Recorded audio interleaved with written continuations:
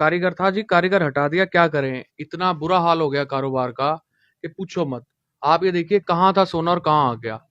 सोने के अंदर सरकार को देखना चाहिए कि जो ये टैक्स लगा रहे हैं, कम से कम टैक्स में कुछ रियायत दे दे।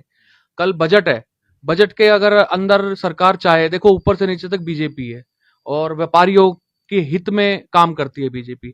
हम तो बीजेपी को यही कहेंगे जी कि थोड़ा सा इधर ध्यान दे। इतनी बड़ी इंडस्ट्री है, एक ज्वेलर है, ज्वेलर के बाद सुनार है, सुनार के बाद कारीगर है, पत्ती वाला है, डाई वाला है, इतने लोग जुड़े हुए हैं। एक शहर के अंदर कम से कम 15,000 वोट मान के चलिए आप।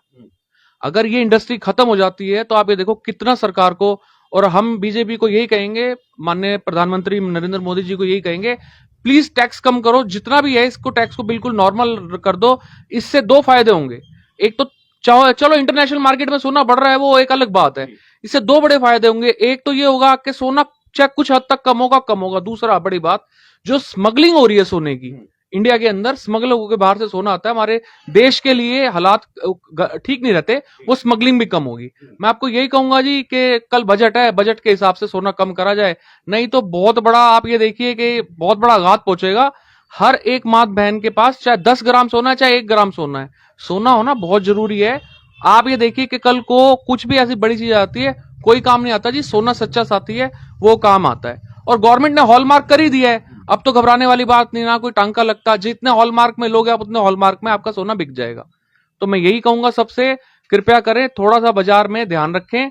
ध्यान रखने के बाद सोना जो है बहुत सोच समझ के खरीदें। चांदी में मत इन्वेस्ट करें भैया। चांदी, ये रील्स के चक्कर में पड़ के लोगों ने अपना सर्वनाश कर लिया। कल मेरे पास फोन आया है, जब भाव इतना टूटा है, मेरे पास कल रात को फोन आया, बंदा फोन पे रोने लग गया।